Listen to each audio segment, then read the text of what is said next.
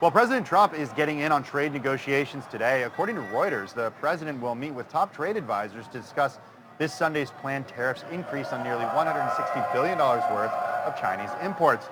Earlier this week, there were reports that the administration is considering a delay to Sunday's tariffs as trade negotiation progress. Joining us now is Seth Denson, co-founder and chief strategist at GDP Advisors. Seth, it's so great to have you here in person. You so often join us remotely. I want to know if these tariffs do happen, how are investors bracing for Sunday? Well, I think that if the tariffs ultimately do go through on the 15th, we're going to see a reaction in the markets in the days that follow. I think that the overall consensus and the thought process is that this will get delayed. You're already hearing that it's going to get delayed. I think that the White House has come out and started making those rumblings. I think anybody would be shocked if these things go into effect on the 15th, and the markets will react appropriately, which is going to be in a negative way. Why is this time different, right? It's actually a less dollar amount. $156 billion is less than $200 billion or $250 billion, but there seems to be more focus and concern that this is actually going to hit the biggest U.S. companies out there, like an Apple. Yeah, well, a lot of it is what's going to be part of this round of tariffs, right? And in the season, right? We're right in the middle of Christmas season, and a lot of the things that we buy for ourselves, for our kids, for others, that's all going to be impacted by this. So I think all of that is playing into this, in addition to the fact that, goodness, for the last month or so, we've been talking about a deal, at least a phase one deal that's going to be coming. And so I think that the market's going to react in one of two ways if this doesn't go through. It's obviously the negativity of the added tariffs and the costs, but also it's just the letdown that nothing is getting done. And is there anything on the horizon? I've come here and I've said for months now with you all that we're going to get something done. Something's going to get done. The president's not going to go into the election season still fighting this trade war. I can't predict him. I don't know that anybody can. Right. Yeah, I think that's a really good point. How low could the markets go if these tariffs go into effect? I mean, are we talking about what happened last December, the worst December since the Great Depression?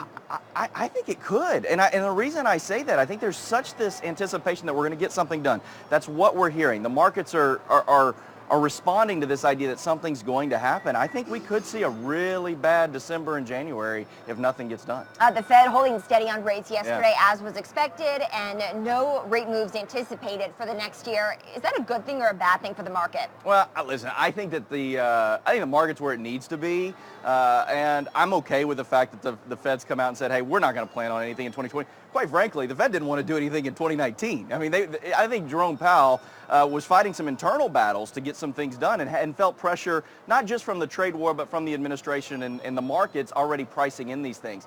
I was actually okay that he came out and said, hey, let's not get ahead of ourselves in 2020. Let's not let the market go ahead and pre-price in these rate cuts. We're not planning to do it. So let's let the market do what it's going to do. I'm okay with that, and I think that's the right move. The Fed yesterday also dropping language from prior statements that said, quote, uncertainties about this outlook remain. That is no longer there. How did you read into that? Yeah, that one was a little bit concerning for me because I've always thought that the Fed was holding out to have some, we'll call it tools in the tool bag if nothing gets done, right? That they could move something around. They have the rate cuts. Listen, they still do. Just because they drop the language doesn't mean they can't add it back in or can actually act without the language.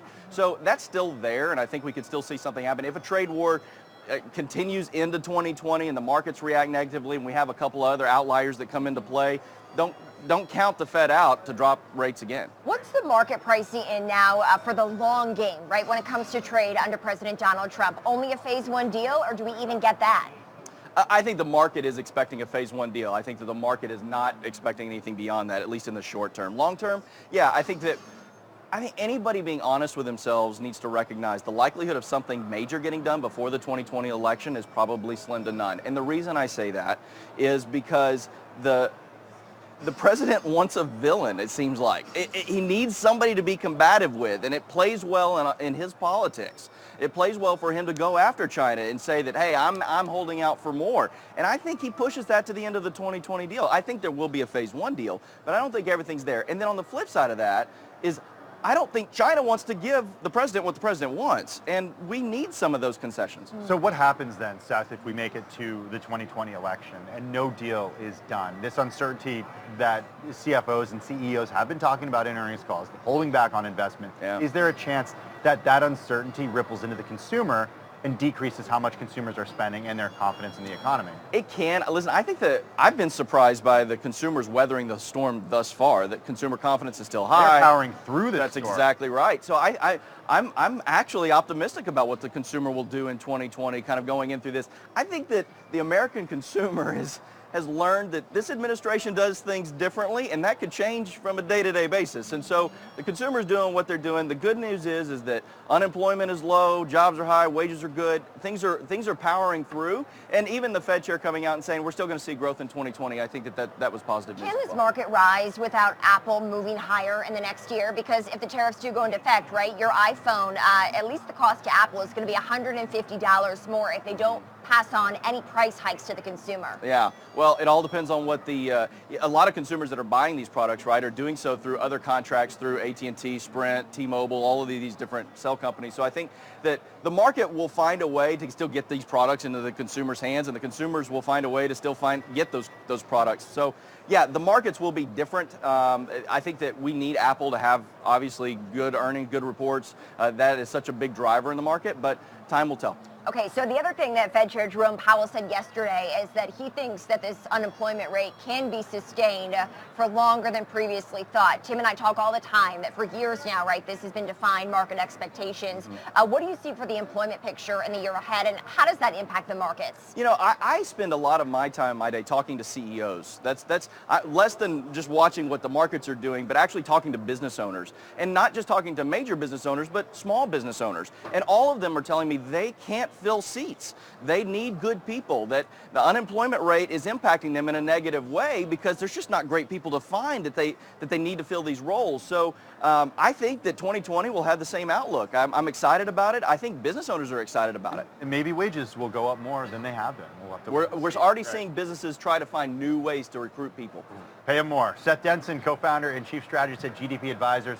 Great to see you as Good to always. be with you. Thanks.